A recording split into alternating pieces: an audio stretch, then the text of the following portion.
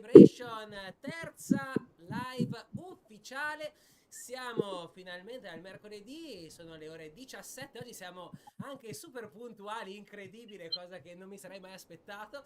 E quindi puntata specialissima perché avremo un super ospite con noi. Avremo Nico della società Nico Ica che vi racconterà chi è e ci racconterà e scopriremo con lui le Isole Canarie. Non lo farò solo, lo farò con il mio collega e presentiamo subito Tommy! Tom, anzi, scusami, Buon che mi ha pomeriggio a detto non chiamatelo tutti, Tommy, ciao, chiamatelo Tom.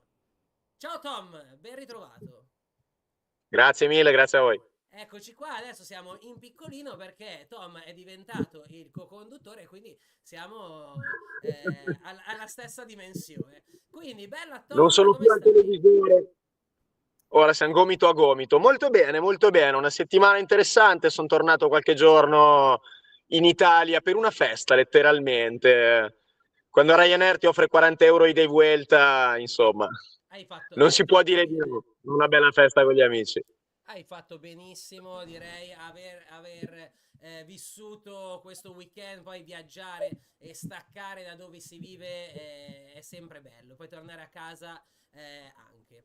Salutiamo Diegone Palmolive, tra l'altro che grazie a lui io ho conosciuto Nico, ma questo ne parleremo poi successivamente. Allora, il volume di Tom va bene, il mio si sente poco. Adesso il buon Eros setterà il tutto, ma iniziamo a fare un po' un excursus di cosa andremo a parlare oggi, perché appunto scopriremo con Nico le Isole Canarie e mi fa piacere che anche tu, Tom, che non sei mai stato qui alle isole, avrai la possibilità di conoscere un esperto e di fare delle domande all'esperto e di Assolutamente sì.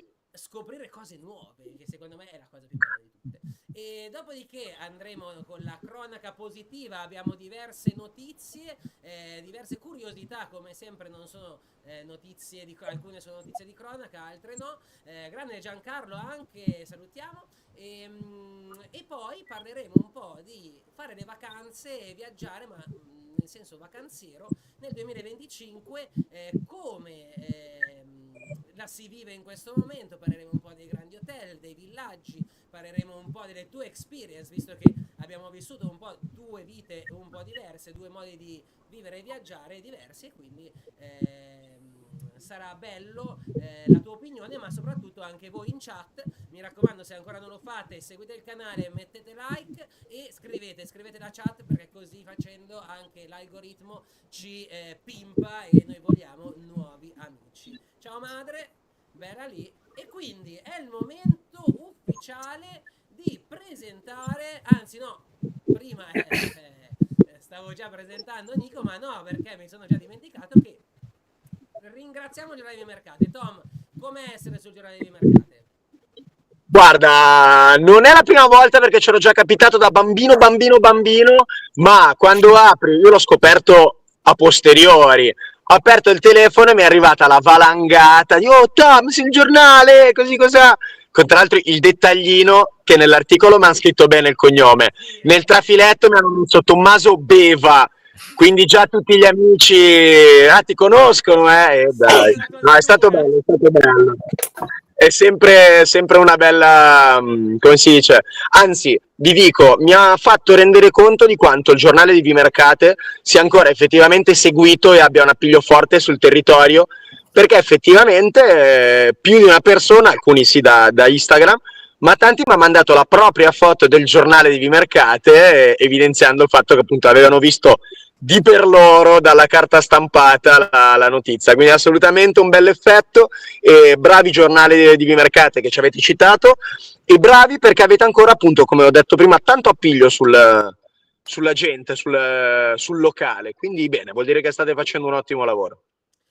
Sono d'accordo, anzi voglio ringraziare il direttore Lorenzo Teruzzi che ha fatto l'articolo, che conosco da tutta la vita, quindi ammetto che avevo un canale molto più veloce, però è il secondo articolo che fanno riguardo me e un po' il mio progetto, ed è stato fighissimo perché appunto poi il fatto che già c'eri anche tu, quindi un altro vimercatese, e come abbiamo parlato nelle puntate precedenti, vorremmo sviluppare un po' il tema, l'argomento vimercate, perché siamo in tanti in giro per il mondo Sì, sì.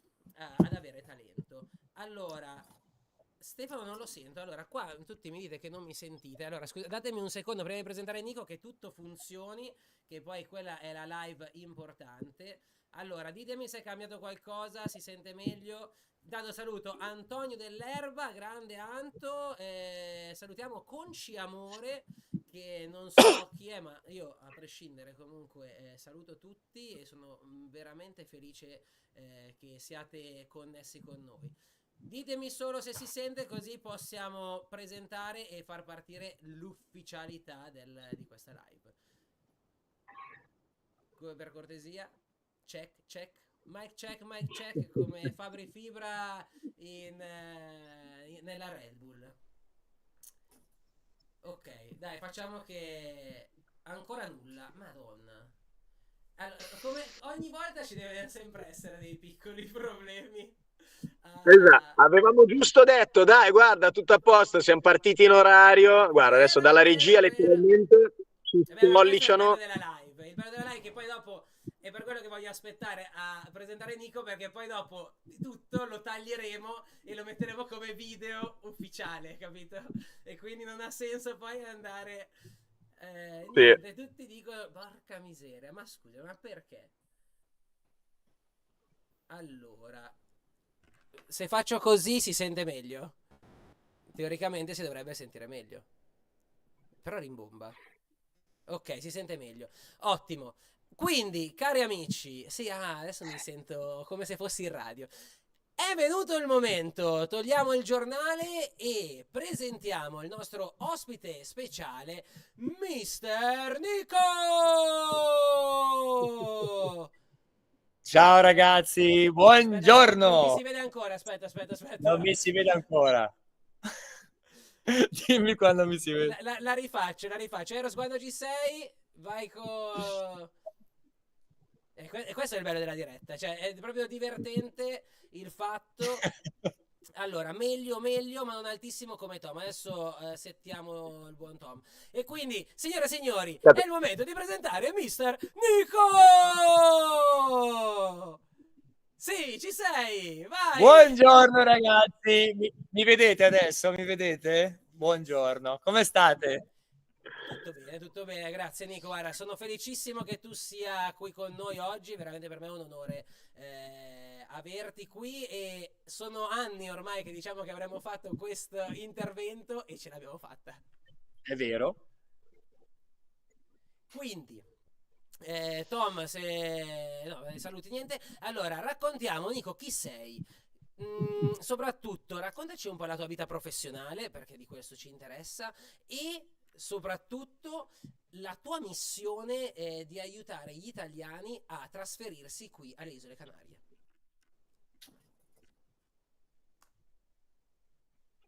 Buongiorno a tutti ragazzi. Allora, io sono Nicolò, tutti mi conoscono come Nico, qua a Fuerteventura. Mi sono trasferito nel 2017, ma mi sono innamorato di Fuerteventura in realtà nel 2015, anno in cui poi, tra l'altro, ho scelto di trasferirmi in quest'isola. Poi, sai, ci vuole sempre un po' per trasferirsi, non è che uno lo fa dall'oggi al domani. Oggi è un pochino più semplice, anche perché poi ho impostato tutta la mia vita su quello che io ho vissuto, sul trasferire le persone qua ed evitargli tutti gli errori che io ho fatto a suo tempo. Però in realtà devo dire che spero che sia utile, insomma, negli anni poi è andata ad affinarsi un pochino la tecnica, un po' come fa un chirurgo nel largo della sua carriera, ed effettivamente devo dire che la scelta di venire a vivere a Fuerteventura è stata una scelta che dopo 8 anni, io ho coronato 8 anni il 27 aprile ci stava anche il Bueno, del mese scorso. Sì, dopo tanti anni, sai, anche tu stessi mischiano le parole italiane con quelle. È solo un anno e mezzo che sono qua e già faccio una fatica a isolare le lingue, ti capiamo. È un po' complicato. Devo Devo dire che sono emozionato perché in realtà ogni volta, anche quando faccio qualche intervento, qualche live con qualcun altro, non è come farla da soli, e quindi è una cosa molto bella, perché se dopo tanti anni ancora riesco a essere emozionato di questa cosa, significa che davvero mi piace quello che faccio, credo in quello che faccio realmente. E nulla, io sono un ragioniere, sono cresciuto a Como, anche se in realtà sono bergamasco, sono di Dalmine. Mi piace sempre ricordare questa roba, che noi bergamaschi siamo un po' così, ci piace ricordare da dove arriviamo. E mi sono innamorato di Fuerteventura perché erano venuti i miei genitori in viaggio di nozze nell'88 e si erano sposati in autunno, quindi non avevano il passaporto, non sapevano dove andare in un posto al caldo in Europa, e quindi l'agenzia viaggi gli aveva consigliato di andare al caldo, dove? Al caldo in Europa, le isole Canarie. Per non andare nella solita Tenerife, nella solita Gran Canaria, gli avevano proposto di fare questa sorta di zingarata un po' selvaggia in un'isola ancora poco conosciuta, che era l'isola di Fuerteventura. Quindi loro sono venuti qua in quest'isola, sono stati qua penso circa una settimana, 10 giorni, non mi ricordo nel dettaglio, e si sono innamorati così tanto di quest'isola, facendo jeep safari. C'erano già degli italiani che affittavano le jeep ad andare nel deserto, una volta si poteva andare nelle dune, che oggi è parco protetto, non si può più fare. Sono cresciuto con questa idea che un domani sarei andato a Fuerteventura, perché non sono più tornati loro poi. Quindi io sono cresciuto, sono nato nel 91, io ho 34 anni, e quindi sono cresciuto con questo ma Fuerteventura. Dopo aver girato un po' tutta l'Italia, ho detto, ma sai cosa faccio? Adesso me ne vado non una, non due, ma ben 3 settimane a Fuerteventura. Ed è così che la prima settimana ho detto non ce la faccio più, perché da buon lombardo fattura, e Fuerteventura era il contrario di quest'isola. Oggi sta un po' cambiando, anche se ancora indietro, ma 10 anni fa era davvero per certi aspetti terzo mondo. Tante volte la gente si irrigidisce un po' quando sono cinico su queste cose di Fuerte, ma forse anche il motivo del risultato di questo canale YouTube, a differenza di tanti altri sulle Canarie, perché dico un po' quello che penso, anche se mi va contro tante volte. E devo dire che l'essere venuti qua a Fuerteventura la seconda settimana mi ha dato l'opportunità di capire che forse nella vita non c'era solo il fattura Porsche Milano Casello 480, e la terza settimana ho detto io mi trasferisco. E questo è stato un pochino il concetto del, quando dico ai miei clienti, che poi sono amici clienti, perché io butto dentro sempre un po' tutto, è stato il dire venite più di una settimana, perché se io mi fossi fermato una sola settimana nel 2015 probabilmente non sarei più tornato a Fuerteventura, men che meno avrei pensato di trasferirmi in quest'isola e di aprire partita IVA qua, poi aprirne un'altra, fare una società, eccetera, eccetera, eccetera. Guarda, se posso dire una cosa, mi piace l'innamoramento flash che hanno avuto i tuoi genitori, che hai detto che in una settimana, 10 giorni, già avevano capito tutto, diciamo, e invece l'altro lato di, ok, no, per vederla davvero, per capire davvero ed entrare nel ritmo, entrare in risonanza con la vibrazione di Fuerte, a te invece è servito un attimo di più. Quindi comunque è un posto atto per accogliere tutti, bisogna solo darle il giusto tempo per esprimersi, farsi capire, diciamo, e poter noi capire lei, soprattutto, questa bellissima isola. Sono delle parole bellissime. Vai. No, scusami, era solo per dire che secondo me quest'isola o la ami o la odi, o la maggior parte della gente poi la vive in questo modo, nel senso che ha delle energie, delle vibrazioni talmente forti che se arrivi impreparato non la capisci, e quindi fa sì che non ti piace. Altri invece arrivano, hanno la stessa frequenza e quindi non se ne vanno più, come poi è successo con me, con Nico e con tantissimi altri come noi. Grande.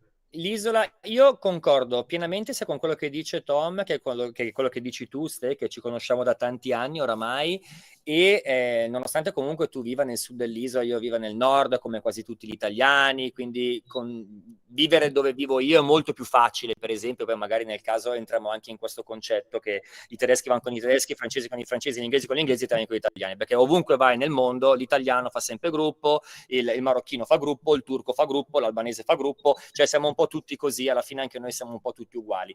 Però il concetto è proprio questo, che per alcuni è immediatamente amore.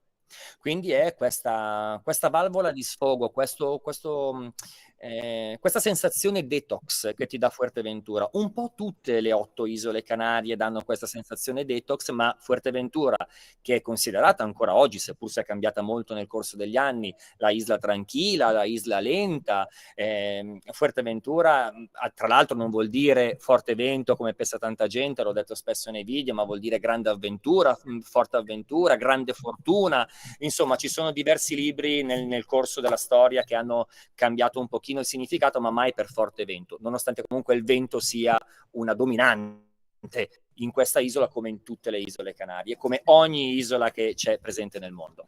Il concetto è un'isola che ti attrae, è un'isola che tanto ti attrae ma tanto ti allontana. È un'isola che comunque mette in discussione tu stesso come persona, e ogni persona che viene a vivere in quest'isola, che essa sia single o specialmente in coppia, mette davvero la prova la coppia, mette davvero la prova proprio in generale la persona in sé. Cioè, è un po' come se noi fossimo costantemente bombardati quando siamo in Italia. Io parlo, siamo un po' tutti della Lombardia, noi oggi che stiamo facendo questo podcast, questa live. È una cosa che sento di meno quando parlo con magari dei clienti del centro-sud Italia, specialmente proprio del sud Italia, che è molto più simile come stile di vita alle isole Canarie. Noi del nord siamo bombardati costantemente da luci, colori. Io dico sempre una sorta di Las Vegas, dove non abbiamo il tempo materiale per poter pensare a noi stessi. Quindi, salvo il corso di yoga da 90 euro a lezione che faccio, e quindi devo correre, devo andare a Segrate, prendere 8 metro, le robe, che arrivo, che dico ho fatto yoga, ma ora che torno a casa sono già, cioè il buono della yoga è già finito. Ecco, Sì. in realtà è la mia routine, è il mio iter lunedì, venerdì, 12 ore fuori casa, puntello all'Esselunga, un po' di spesa, e alla fine torno lì e faccio il mio. Cioè, siamo un po' tutti provincialotti, un po' tutti 3-4 mila abitanti nello stesso paese, non ci parliamo l'uno con l'altro, non conosco il paese di fianco a me anche se sono 30 anni che vivo lì. Quindi è un po' questa realtà dove uno non ha il tempo di poter dire ma io sono felice, è quello che io voglio nella mia vita questo.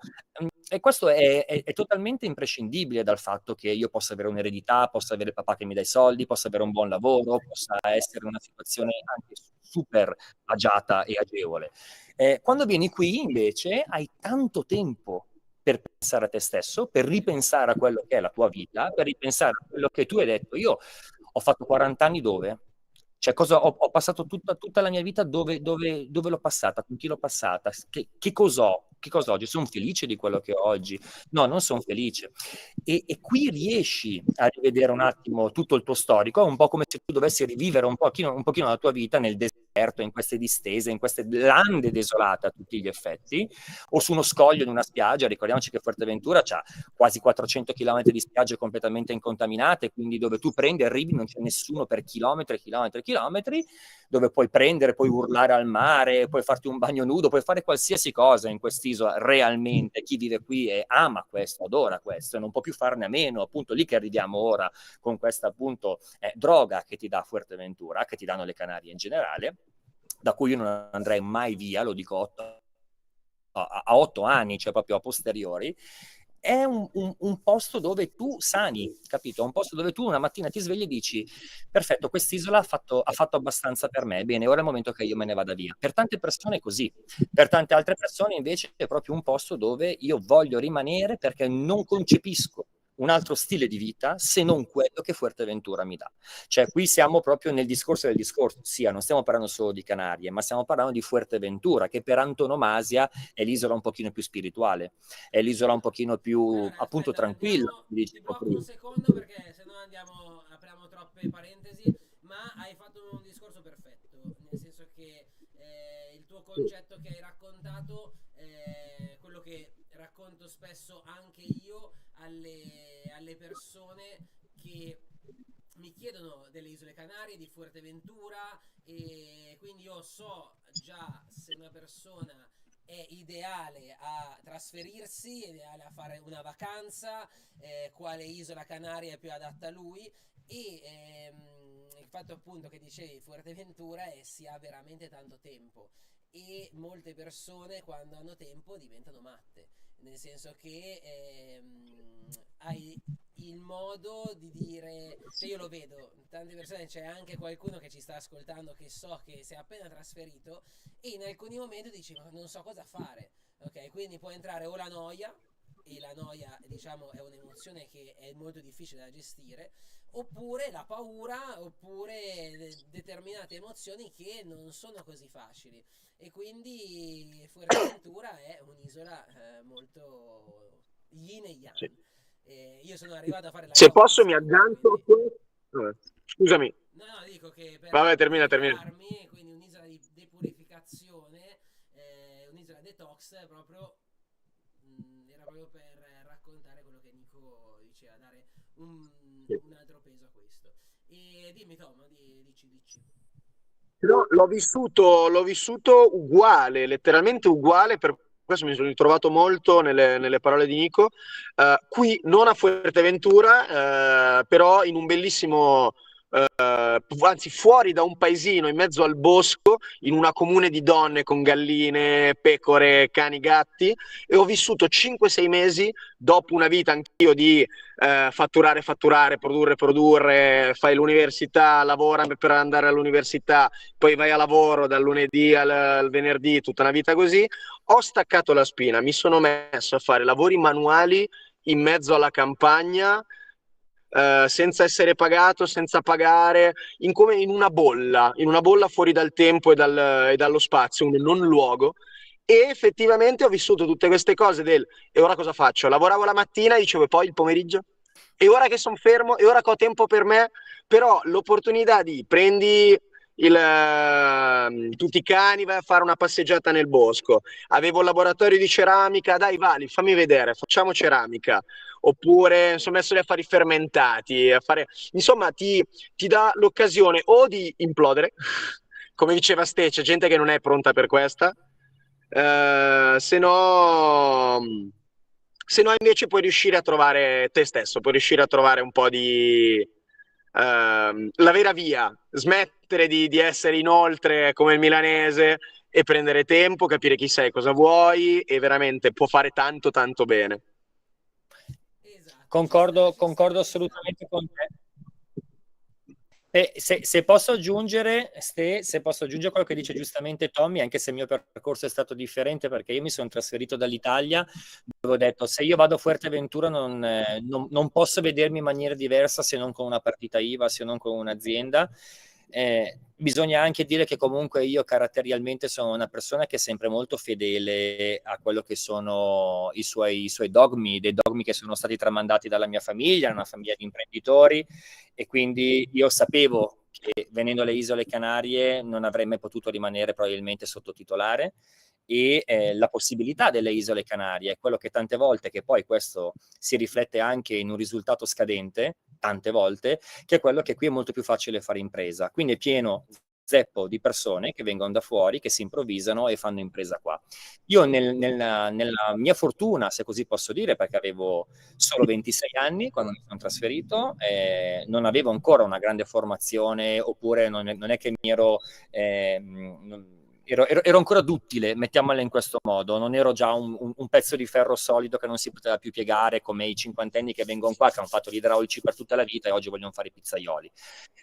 Con tutto l'affetto per i pizzaioli che sono bravissimi, che erano idraulici in Italia, però il concetto è che io avevo ancora l'opportunità di poter crescere da zero quasi, ero ancora un po' vergine nel mondo del lavoro, nonostante fossero già 10 anni che io lavorassi, però il concetto nasce appunto dal fatto che io qui ho trovato un'opportunità, ho avuto, non dico le braccia aperte, ma senza entrare nei discorsi fiscali, proprio anche per quanto riguarda gli aiuti, ma anche per quanto riguarda una vita più semplice dal punto di vista del vendersi e vendere i propri servizi, specialmente io parlo di tanti anni fa, perché ripeto, eravamo agli arbori, per certi versi lo siamo ancora, però così. Ho avuto il mio tempo per poter capire esattamente che cosa volessi fare in quest'isola, perché sono arrivato con un'idea che poi si è modificata una volta che sono arrivato qua, che poi si è modificata ancora, che poi si è modificata ancora, al che io ho fatto 8 mesi a non fare niente. Quindi Quindi quando la gente mi dice, ma io mi devo trasferire a Fuerteventura, quanti soldi devo avere da parte? Ecco, se già cominci a farti questa domanda, nel 2025 non ti trasferire, nel senso che oggi costa come vivere a Milano, per esempio. 10 anni fa non era così, costava un quinto vivere rispetto a quello che costa oggi per avere un decimo dei servizi di oggi, per esempio. Però il concetto sta che io ho avuto il tempo, ed è quello che io cerco sempre di spiegare alla gente: non avere fretta. Non siamo in Italia, non avere quest'ansia, devi venire qui, devi conoscere l'isola, e un po' per disintossicarti, ma un po' anche per conoscerla.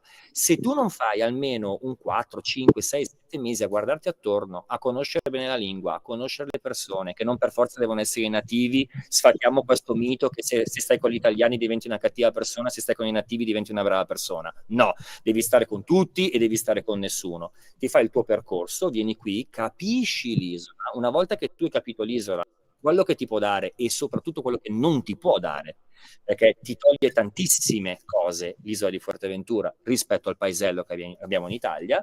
Una volta accettato questo, si ha anche una mente più aperta per poter affrontare quello che sarà poi il futuro, capito? Quindi è meglio 6 mesi a fare niente per un futuro più roseo, piuttosto che arrivare, piombarsi in un locale commerciale da ritirare, piuttosto che un trapasso di attività che compri, che fai, che disfi, che poi ti ritrovi dopo 4-5 mesi che sei pentito magari di quello che hai fatto perché hai fatto le cose troppo di fretta. Bellissimo punto, sono incredibilmente d'accordo e penso che sia applicabile non solo a Fuerteventura ma a tanti casi, quindi ottimo consiglio, particolare ma allargabile al generale. Grazie. Fuerteventura sottolineo perché tantissima gente viene qui e come anche a me mi chiedono quando devo avere soldi e lavoro si trova, cioè non venite qui con l'ansia del se volete venire qui è perché siete pronti a fare un cambiamento, quindi siete già pronti a cambiare in generale. Poi prendetevi il vostro tempo, come ha detto Nico perfettamente, perché qui dovete conoscere l'isola, conoscere le persone e scoprirete magari cose che in Italia o dove vivete non ci sono. E quindi vi invito a entrare nell'artigianato, a entrare nelle bellezze di quest'isola che vi permetteranno poi di vivere di quello che è il vostro sogno. Molto spesso io lo sto facendo, io ci sto provando e questa live è il mio sogno, quindi ma molto spesso poi ovvio che per campare dobbiamo tutti, nel caso fare il cameriere o fare il pizzaiolo, dobbiamo portarci a casa i soldi, però non venite qua pensando oddio se non trovo un lavoro, perché qua si può vivere, cioè scialla. È un messaggio molto importante questo che vorrei che arrivasse alla gente. È un messaggio positivo, infatti siamo in positive vibration. Grande, esatto Nico. Esattamente.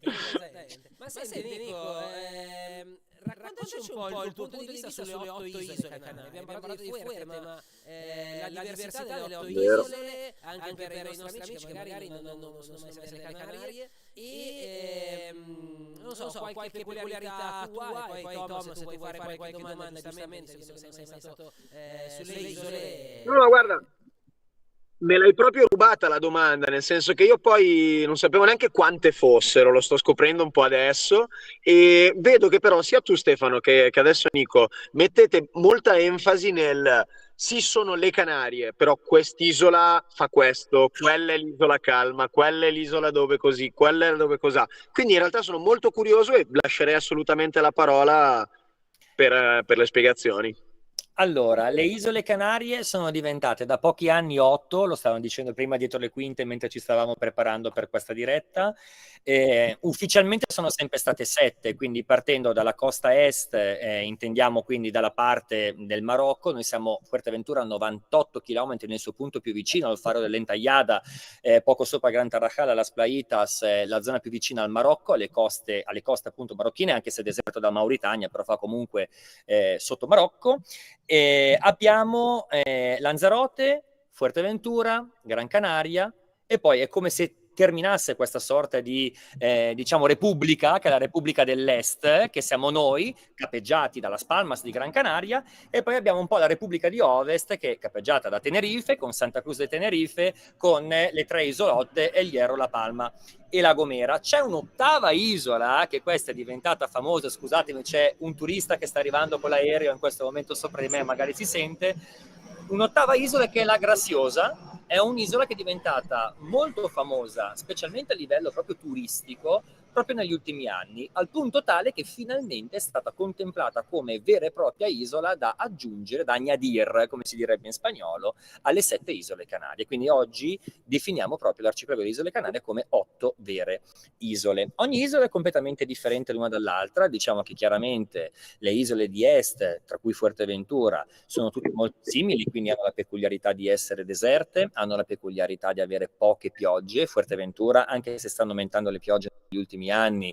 e si sta tropicalizzando l'isola, sta diventando più torrida in estate, più umida in inverno, rimane comunque un'isola molto secca, con delle notti molto umide, quindi al mattino abbiamo sempre i vetri delle macchine bagnati come se avesse piovuto, ma in realtà non ha piovuto, e giornate molto secche, un po' ventilate, e un sole che spacca le pietre, praticamente 340 giorni all'anno.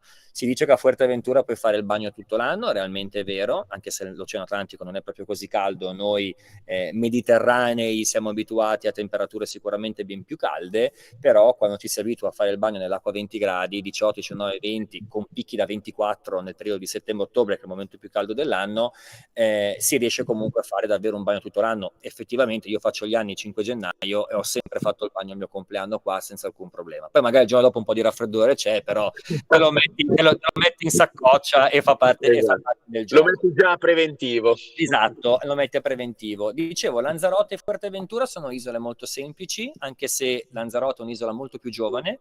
E la peculiarità di Fuerteventura è che è l'isola più vecchia dell'arcipelago ed è quella più secca.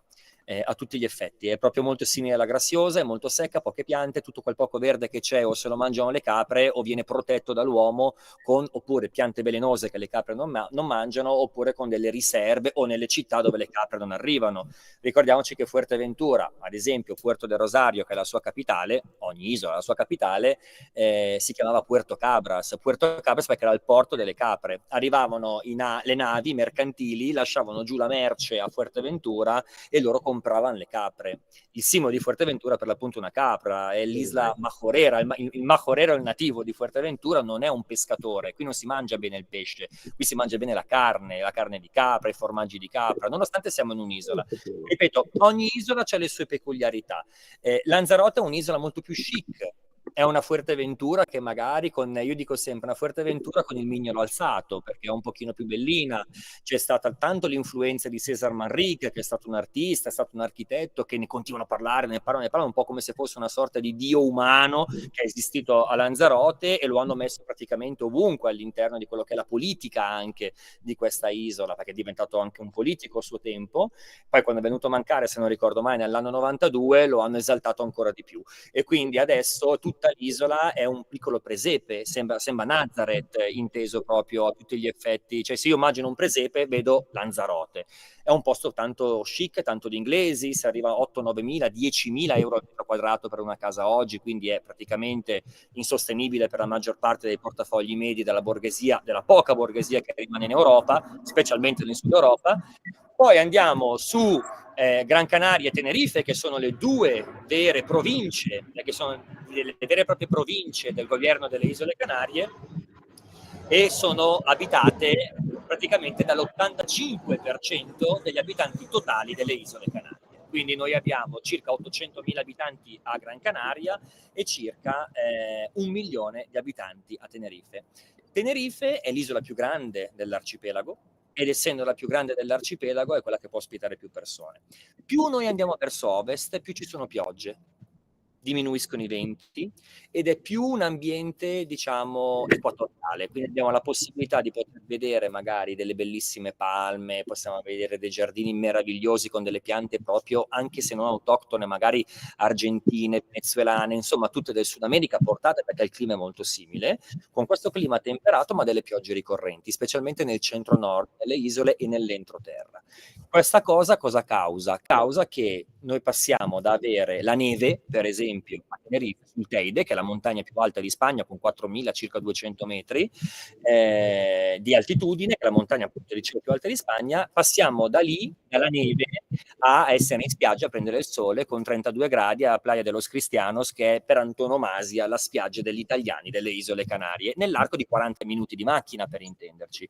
Quindi noi più andiamo a est, più abbiamo queste 4 stagioni, che in realtà direi 3, perché l'inverno non c'è alle Canarie, ma questa rotazione primavera estate autunno che qui si sussegue praticamente nei secoli e nei secoli anni. Questo è un po' il concetto appunto del perché tantissima gente sceglie isole come Tenerife. Poi in secondo luogo, se non va a Tenerife va a Fuerteventura, che poi è un paradosso perché sono le 2 isole opposte l'una all'altra. Io, tante volte non me l'avete ancora chiesto, ma ve lo anticipo io, quando la Nico dovesse andare via da Fuerteventura, dove andresti? Sicuramente non me ne andrei a Isla Margarita, come sta diventando famoso in questo momento, perché tutti un po' di italiani famosi alle Isole Canarie stanno spostando per quell'isola.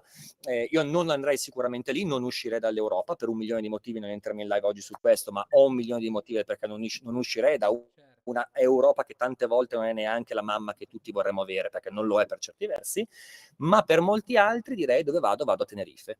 Nonostante sia l'opposto di Fuerteventura, non andrei a La Palma, non andrei a Hierro, non andrei a La Gomera, che sono isole un pochino più semplici come Fuerteventura, sceglierei l'opposto. E cosa ti darebbe in più rispetto a quelle altre invece che hanno uno stile un po' più, chiamiamolo hippie, fricchettone, come mi sembra di capire che abbia Fuerteventura? Come mai andresti invece proprio su quella col mignolo più alzato?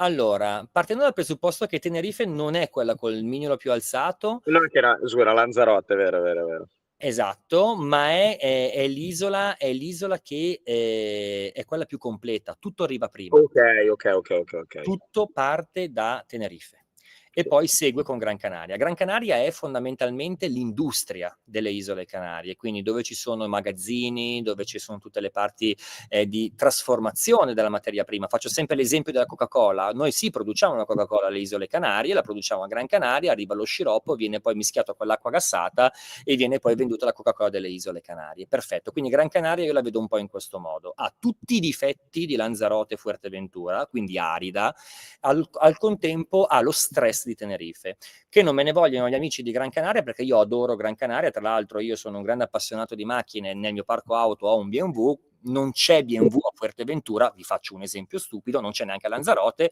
Io per un semplice tagliando, per un semplice cambio gomme, devo passare tramite Gran Canaria.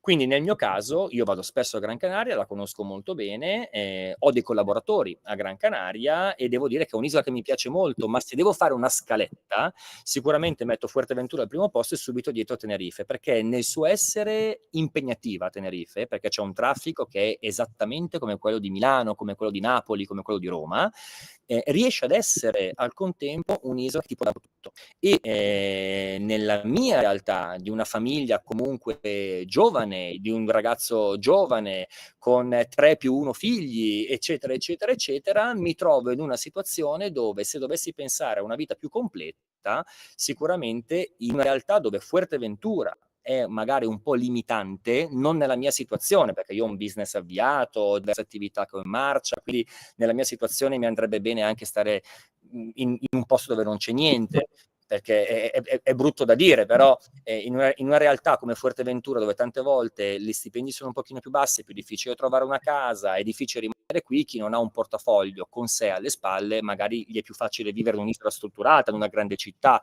ci sono più opportunità sotto ogni punto di vista. Fuerteventura, diciamo che per chi si è trasferito qua tanti anni fa, per chi ha potuto avere già un buon contratto di affitto, per chi ha potuto comprare una casa, per esempio, si trova in una situazione dove oggi non è agiato, vive come un re. Chi invece sta arrivando oggi, se non ha il giusto portafoglio, come abbiamo accennato prima, come ha accennato Stefano, come riaccennerò un'altra volta io prima della fine di questa live, non scegliete Fuerteventura perché è un'isola economica. Ecco, fondamentalmente è un po' questo il concetto. Quindi Fuerteventura sì, ma Fuerteventura, come stai dicendo giustamente tu, isola hippie, isola fricchettoni, è un'isola che si sta trasformando e si sta trasformando in un'isola di radical chic. Ah. un'isola dove si sta gentrificando anche Fuerteventura nella sua maniera, diciamo. In certi posti sta diventando un pochino un quartiere di Formentera, un quartiere di Ibiza. Questo non significa che tutta l'isola è così, perché comunque è un'isola di 120 km per 50, quindi ci sono ancora un sacco di posti molto semplici dove la vita scorre ancora lenta e dove la gente vive con 1.300 euro al mese e si può vivere tranquillamente, si può vivere bene. Il concetto però di scambiarla per l'isola ancora così, specialmente perché si vedono tante volte un sacco di ragazzi che vengono qui, fanno una stagione, fanno un anno, fanno 2 anni e vivono in questi camper degli anni 60 comprati di quarta mano e vanno in giro con le ciabatte, tipo io oggi che sono in questa modalità proprio super hippie, con le mie Birkenstock in giro piedi nudi per l'isola. Sì, va bene, però ricordiamoci che la stragrande maggioranza di questi ragazzi hanno dietro 2, 3, 4, 5 mila euro al mese che arrivano da diverse parti che gli danno la possibilità di poter vivere questa vita qua su Fuerteventura e andare in giro con la borsetta ecosolidale e mangiare il prodotto non OGM. Ecco, però il concetto di base è che noi compriamo, tra virgolette, attraverso i video questo sogno dell'isola semplice, della vita semplice, ma ricordiamoci sempre che non è sempre così e la maggior parte delle persone che fanno questi video hanno un portafoglio da diverse centinaia di migliaia di euro che gli consente di poter vivere l'hippie del 2025, che non ha altro nome che radical chic. Fanno come li chiamano adesso i comunisti col Rolex. Guarda, penso che ci abbia dato un'ottima panoramica, davvero. Grazie mille su quelle che sono le varie realtà delle nostre, vostre più che nostre, isole Canarie. Grazie davvero. Esatto, allora siamo andati abbastanza lunghi, però non mi piaceva interromperti perché appunto hai fatto un bellissimo discorso. La domanda, e magari facciamo un pochino più breve, tu oltre a appunto aiutare gli italiani eccetera, tu hai un canale YouTube chiamato Nico Ica, ok, dove settimanalmente fai o posti video di Fuerteventura, delle isole Canarie, e adesso lo proiettiamo, transizione. Praticamente avevo preparato un piccolo video, guardiamo solo un pezzettino. Ok, hai fatto un video l'altro giorno riguardo il turismo sta uccidendo le Canarie. Ecco cosa c'è dietro: la protesta 18M. C'è stata appunto una protesta questo weekend, il 18 maggio. Intanto facciamo vedere il canale Nico Ica FTV, che vi invito a seguire, ragazzi, come invito a seguire il nostro canale Positive Vibration FTV. E quindi ascoltiamo solo un pezzettino, ma così tanto per dare la views. Ma mi piacerebbe che tu ci raccontassi un po' che cos'è la manifestazione del 18 maggio 2025, fra soli 2 giorni, conosciuta come 18M, potrebbe cambiare davvero una volta per tutte le sorti dell'arcipelago delle Isole Canarie. Scopriamolo insieme, dai Nico, senza che lo guardiamo dal video. Intanto la views te l'abbiamo data. Raccontaci un po' che cos'è questa cosa del 18M e che cos'è attenzione, sì. Che cos'è appunto questa protesta e com'è il turismo in questo momento? Cosa sta accadendo qui alle Isole Canarie? Allora, le Isole Canarie semplicemente non sono cresciute tanto negli anni 80, 90, 2000 perché nessuno le conosceva, non c'è altro modo per spiegare questa cosa. Erano un posto lontano, sono un posto lontano perché siamo a 4.000 km da praticamente qualsiasi persona che abbia il portafoglio per poter venire qua a investire dall'Europa, dagli Stati Uniti sono troppo lontani e dall'Africa non c'era nessun motivo perché è un altro continente. Quindi quello che è successo è che inizialmente nei primi anni tutti venivano in vacanza un po' come noi lombardi andiamo in Sicilia, quindi dalla Spagna, principalmente da Madrid, perché mezza Spagna vive a Madrid, venivano in vacanza qua alle Isole Canarie, principalmente dicevo Tenerife e Gran Canaria perché sono le prime che si sono sviluppate e tutti andavano lì. Piano piano si sono sviluppate, ma il turismo non è mai stato troppo forte e le isole minori, tra cui appunto Fuerteventura, sono state un pochino dimenticate nel corso degli anni e sono andate crescendo piano piano, poi si sono susseguite una serie di crisi. La crisi più grossa c'è stata nel 2007, a settembre 2007, con la bolla immobiliare, con la burbuja che è stata nel 2007, che ha portato la Spagna a distruggere fondamentalmente quello che era il suo tessuto immobiliare, il tessuto economico di tutta la nazione.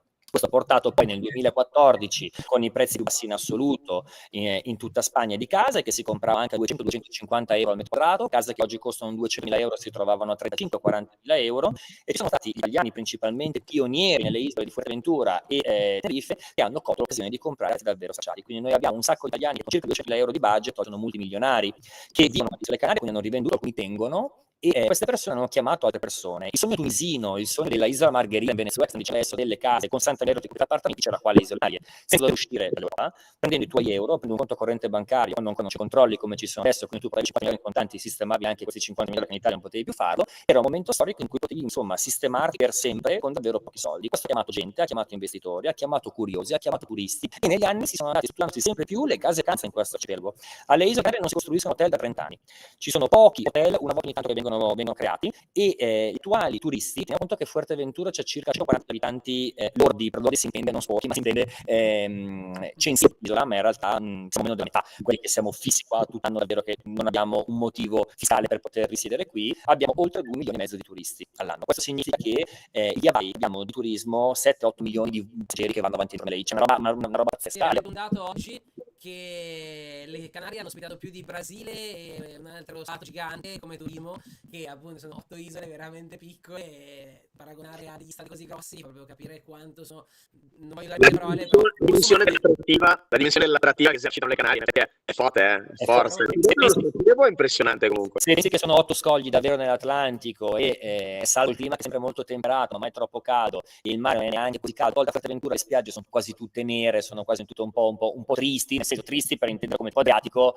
non è che uno dice wow, vado alle Seychelles, capito, sono andato a Martinica, ecco, cioè non si sta parlando di Caraibi, sono belle come i Caraibi in posti, ma comunque hanno un sacco di vantaggi le isole Canarie. Ho sempre detto conto tutti i miei interessi economici e anche sentimentali, perché io amo anche questi difetti di queste isole, però mi rendo conto che non sono per te neanche loro. Oltre a questa imperfezione ci aggiungiamo quindi un costante aumento di interessati che hanno comprato, che hanno ricomprato case usate, perché qui le concessioni edilizie per costruire sono lentissime, specialmente nelle isole minori sono 4-5 le famiglie che coordinano, chiaramente anche nella politica, quello che sono le rivalutazioni, concessioni edilizie, eccetera, quindi se non hanno interesse nel momento non si fa nulla, e quindi le case sono state comprate e rivendute all'infinito. Ci sono case che hanno avuto 20 compravendite in 10 anni.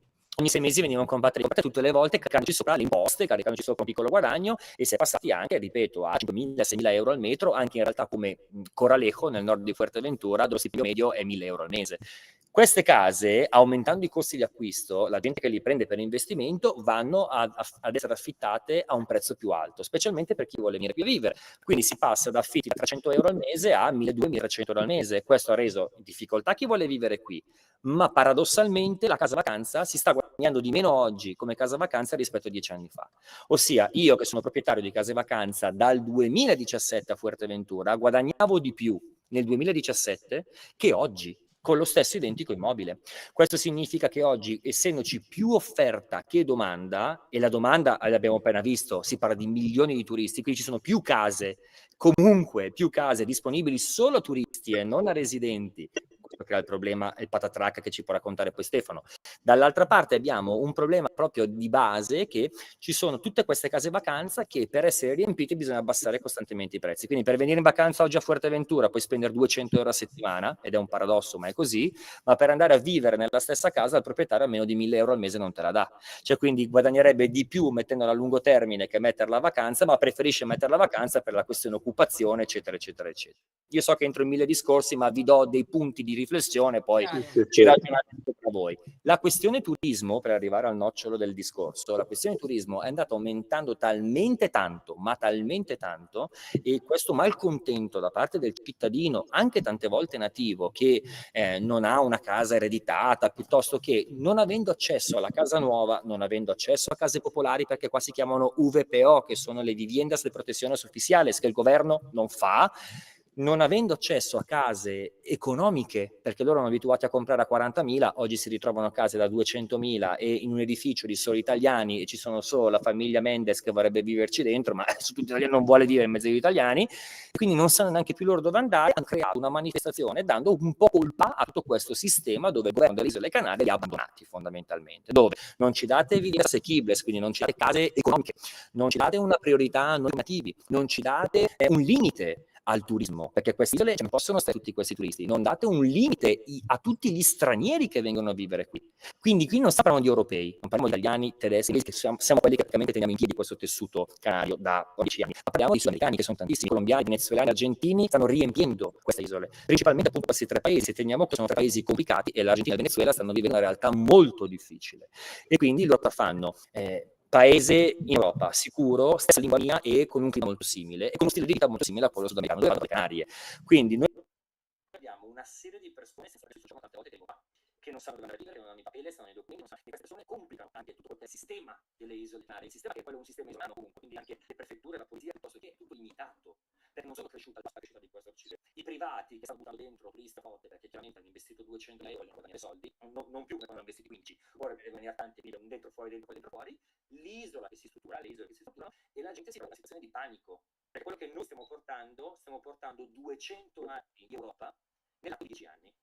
E quindi tanti di loro, stanno vivendo questa cosa come un grande valore aggiunto e quindi si stanno mischiando con noi. Dall'altra ci sono gli indipendentisti, si dice così, che stanno dicendo no, le isole Canarie sono un posto semplice, devono rimanere semplici, quindi rovinate l'arcipelago, quindi io manifesto perché mi state rovinando l'arcipelago, noi non ci stiamo tutti qua, prima veniamo noi. Fondamentalmente, come direbbe Bossi nel 94. Quindi prima ci siamo noi ce l'abbiamo dove. Poi questo concetto. Quindi questo è quello che sta succedendo ora. Che cos'è fondamentalmente questo 18M?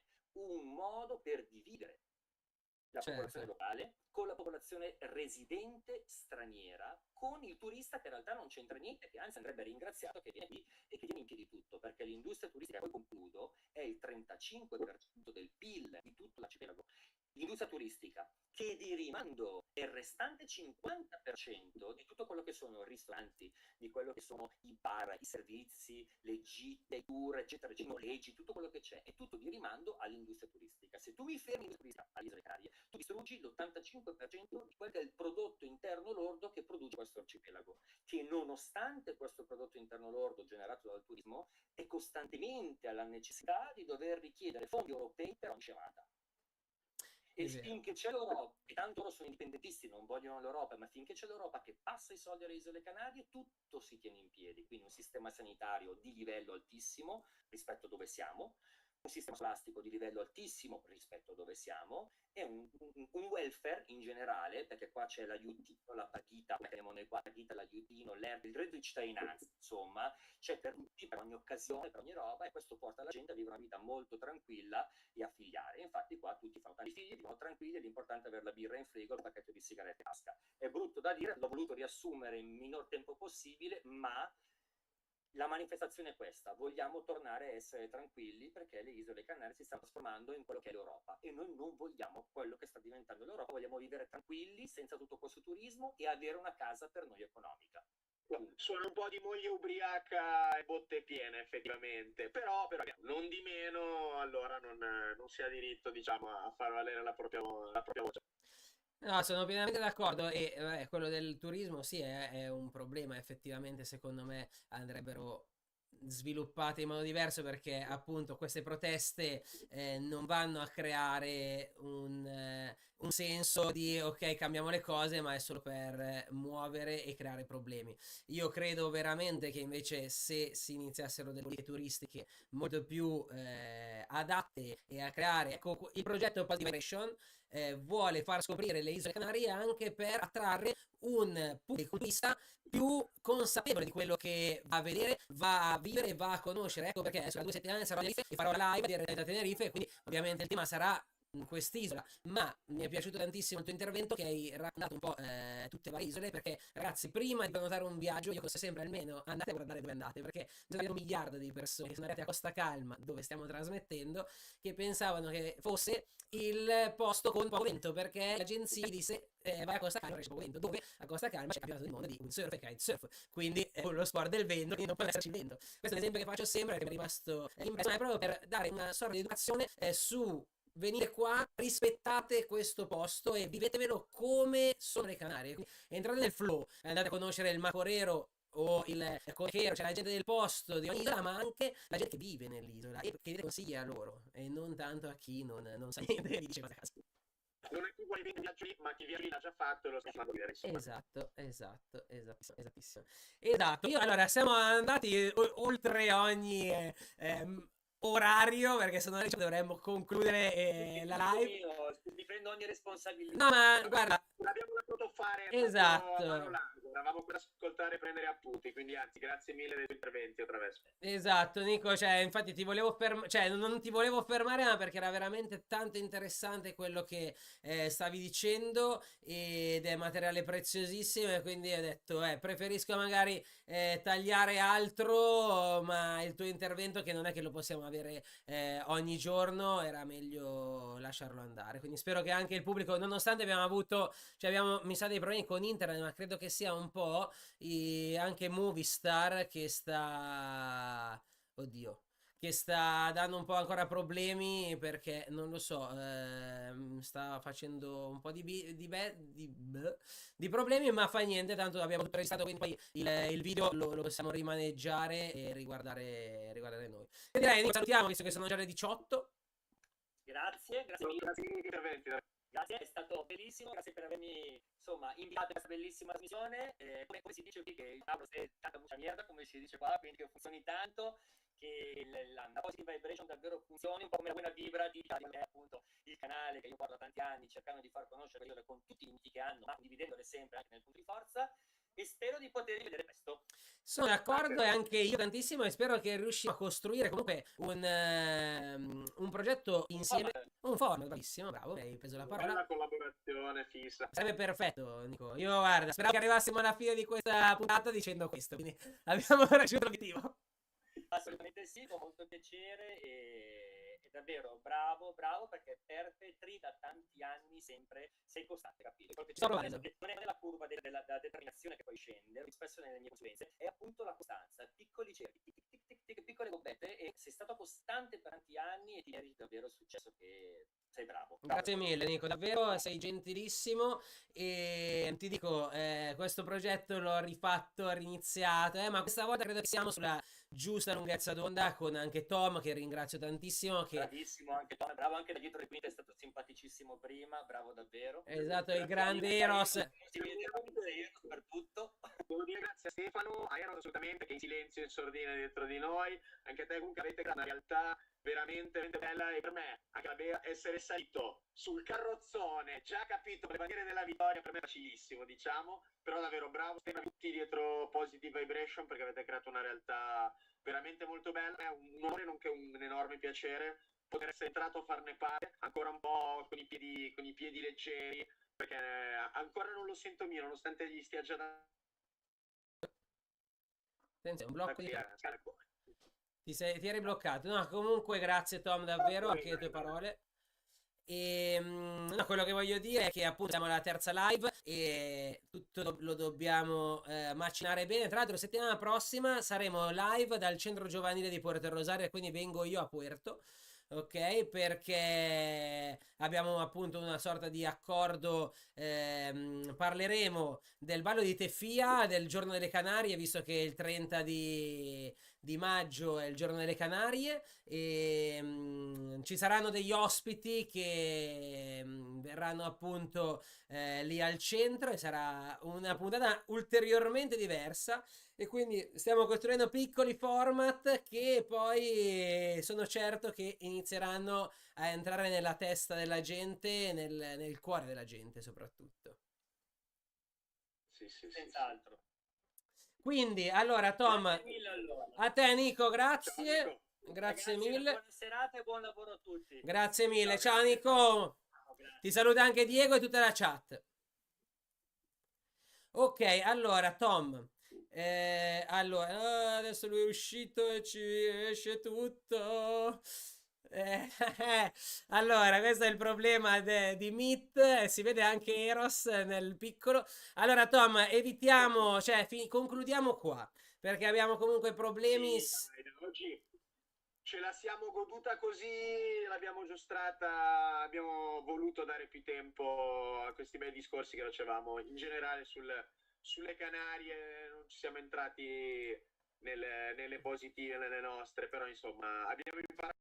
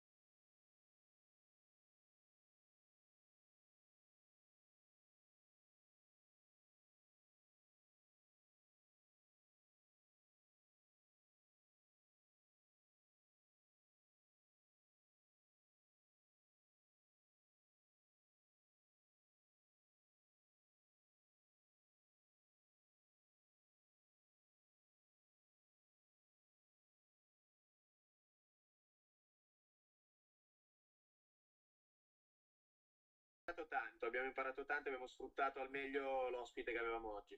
Esatto, sono d'accordo e spero che sia piaciuta questa live ai nostri amici e cioè, sono convinto che esatto, quando si ha poi un ospite così, lasciarlo parlare a braccio